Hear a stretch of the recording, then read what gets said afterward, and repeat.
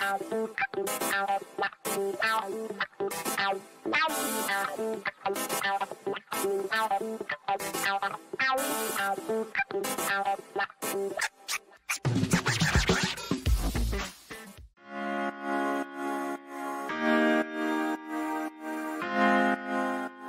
hi, Malcolm Nance. Hi, sailor. Come aboard, won't you? Oh, hi. You know, I've been seeing you all over the TV, and it's never good news. I'm like, oh no, what happened? Malcolm's on everywhere. Remember when I first saw those bedroom eyes on Brian Williams? I'm like, who is that man? I must have him.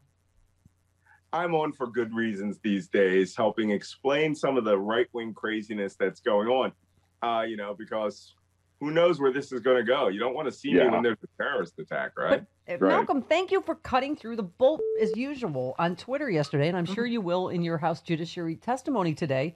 Somebody tweeted the January 6th attack is not, someone you retweeted, much of today's Capitol security hearing is framing January 6th as an intelligence failure, which makes little sense. This was planned in plain sight for months. Trump's incitement was public, as we reported last month. It was just not taken seriously. And you just said this is true. The January 6th attack was not an intelligence failure. It was deliberately ignored by Trump national security apparatus because they were white Trump supporters. The protest goal to storm the Hill was heard as early as December 14th.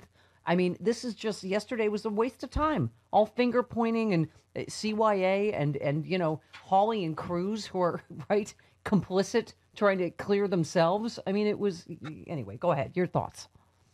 Well, I'm sure you've already spent most of the morning hammering Ron Johnson for his ridiculous remarks. I mean, this fiction, which started the night of the riot by Trump himself, saying that he told Kevin McCarthy he had heard that this was Antifa. And McCarthy, who was locked into the building, said no, they were all MAGA. Yeah. This is now their methodology for taking the blame and pushing it elsewhere. And you know what? People are going to be trying to pass legislation to ban Antifa. Where is it? In Alabama or Arkansas, where they now want to make it a felony. If you block an interstate or if you're a protester, they can hold you for 24 hours without bail for just doing protesting. Now, of course, that doesn't apply to the dozens and dozens of people that have been arrested thus far and the 500 cases the FBI have of people that committed insurrection in the Capitol. But this is where we get into this point where the politics is so detached from reality that we cannot even move forward because they're beyond the big lie. They're creating a bigger lie of that they weren't involved. 40,000 people who our own lying eyes saw. And also, Malcolm, their defenses are ridiculous. I mean, Lindsey Graham going on Fox and going, well, see, this is why, this was pre-planned. This is why Trump's speech, could not have incited it. You're like, our whole case was that it was pre-planned. You're proving our case. Like, no one ever said it was just Trump's speech that caused this. That's the whole case, is that it was pre-planned by Trump, among others, right? And, I mean, as you say, it was all out in the open. It was emails, save the date, January 6th, going to be wild. It's in tweets, it's in emails, right? Absolutely. And, this was, originally it was called the March for Trump. Then it changed its name to Fight for Trump. And then, informally, it was known as Storm the Hill. And we had seen it for a month leading up to this. And again, this detachment from reality has now worked its way into their actual political demagoguery. And I suspect within a month, they will all swear that no conservatives took part in the attack on the Capitol. That sounds like a little hyperbole, but I think they're moving to that as an actual platform, that they're going to start publicly blaming Antifa and probably calling for inquiries on Antifa and what they did during the Capitol attack. Yeah. Well, Ron Johnson, Aaron Rupert tweeted it first yesterday. Ron Johnson is using his questioning time to promote conspiracy theory that the insurrectionists weren't actually Trump supporters, but were provocateurs and fake Trump protesters. Direct Russian disinformation. Jim Sciutto said a sitting senator, member of the committee charged with defending the homeland, is lying about a terrorist attack, contradicting the witnesses before him and every law enforcement agency. Will his party censure him or sanction him in any way? I'm going to guess the answer is no.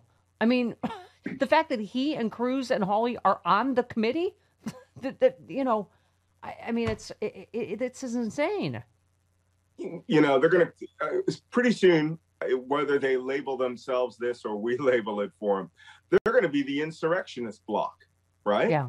The insurrectionist caucus. They understand the power of the anger and the paranoia of their base. They know it, especially Ted Cruz. I mean, of all the people, Josh Hawley has quickly learned that you have to harness this fear and anger and inner hatred, and which will propel you to the top of the leadership. They also understand that the old tenets of the Republican Senate, that they were supposed to be the loyal opposition and the right-wing cooling saucer, that's done. Mitch McConnell will be out eventually. And these people fully intend to take control of the Senate and make it into the worst of what the Senate of the House of Representatives used to be. Yeah. It will be nothing more than an actual block of senators whose sole function is obstruction. They won't make anything. But you have to understand, they plan on taking back the House of Representatives. Yeah. They plan on taking back the Senate and the White House. And right now, their strategy is quintuple down voter suppression and on stopping black people from voting. That's what they learned from the Capitol riots. We let too many black people vote. I mean, it's so obvious, but and there's I think it's Ari Berman is reporting on how many multiple states with these surgical, what was the term the judge used? Surgical precision targeting voters of color in state after state. Malcolm, we gotta skip to Russia for a minute because that's why I'm wardrobed for you. I mean, this will come as a shock to you, but apparently they prepared sanctions and Trump did nothing about it to Russia. I know this will come as a shock. And so now, for the first time, Biden is preparing to actually sanction Russia over the SolarWinds hack, the enormous cyber hack on us, the poisoning of Navalny. Jake Sullivan, our national security advisor, said it will include a mix of tools seen and unseen. It will not simply be sanctions. We will ensure Russia understands where the United States draws the line on this kind of activity. Oh, my God.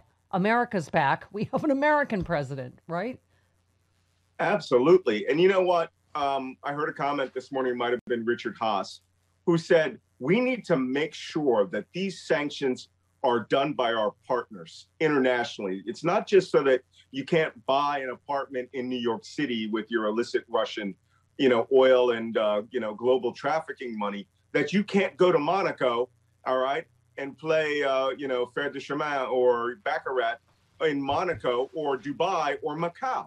We need to take their money everywhere. You guys know I've early on, back in 2016, I was a big fan of take their money, seize it, lock it up so that their money is only good in, Moscow nightclubs and maybe not even there, right? That all they have to do is live in rubles. They can't transfer it anywhere. The United States Department of Justice needs to be ready to start seizing their money, not just as punishment for SolarWinds. Oh, no. The 2016 election, we need to punish them for that. Yeah. Well, Malcolm, I was just going to say, this is where I was going with you, as we finish today, where we always start with Russia. As Nancy Pelosi says, all roads lead to Putin. From your first book, I mean, to me, Malcolm, it's all one story, right? Him accepting and colluding with Russia to be illegitimately installed in the first place, trying to cheat with Ukraine, right up through everything you're talking about on TV today and in the House Judiciary today about this Capitol insurrection.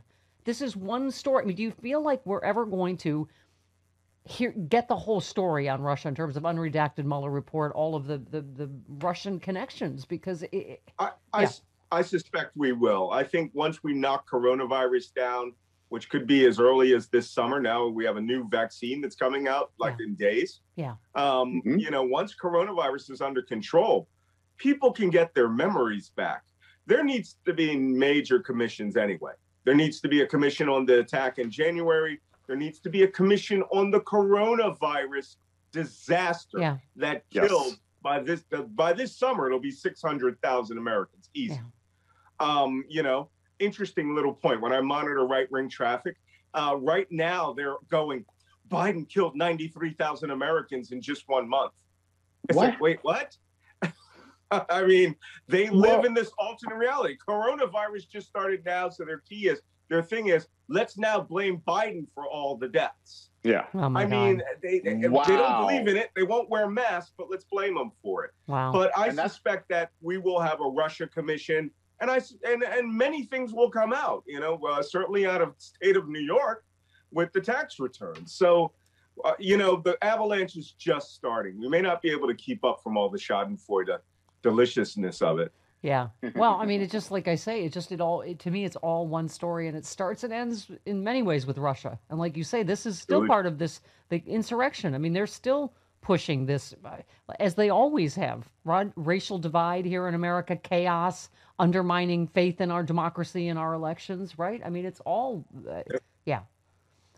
By the way, can I just say, what was the study that just did yesterday, speaking of coronavirus, and as Laurie Garrett calls it, this pandemicide committed by Donald Trump? If we had handled it like, I guess they say South Korea did, per capita, we would have had 10,000 deaths, not 500,000. I mean, it really is stunning amount of carnage. And as someone who's you and everyone in the Nance family has served, I mean, that's the thing that hit me yesterday when Biden said, killed more people than in World War I, II, and Vietnam.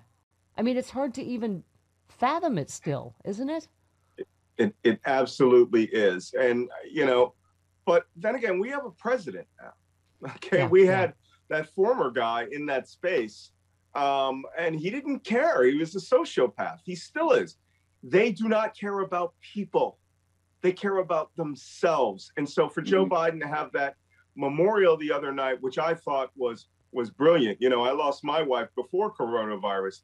But when he made that comment about, you go to the closet and you have the smell of your spouse or your significant other, that really hits us widows. Okay, that is serious stuff. It's a man that knows, and he has such a good heart.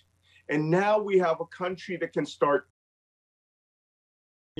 Part of that will have to be that we have to bring back 40% of these people from the brink of thinking that they should be able to tear down the government and quite possibly start a civil war. I don't know how we're going to do it. Yeah, no, you're right. That whole ceremony brought it home, Malcolm. I was saying, you and I have talked about my dad. He's been gone since '83, and I still get a catch in my throat when I see Arlington on TV. It's so, he really does. He's exactly the president we need for this moment in time, in terms of healing. Trump wants to be buried in Arlington. Oh no! Oh no! God! Oh no! Oh no! Yeah. The other guy. There's some joke about my dead body in that, but I'm not sure what it is. Okay. All right, Malcolm. Great stuff. Good luck in front of the Judiciary Committee today, Mr. Fancy Pants. Yeah. It's time. After I clean the office. We have to give you time to change into your fancy pants. Thanks for coming up, because you don't wear them for me, right? No, never. All right.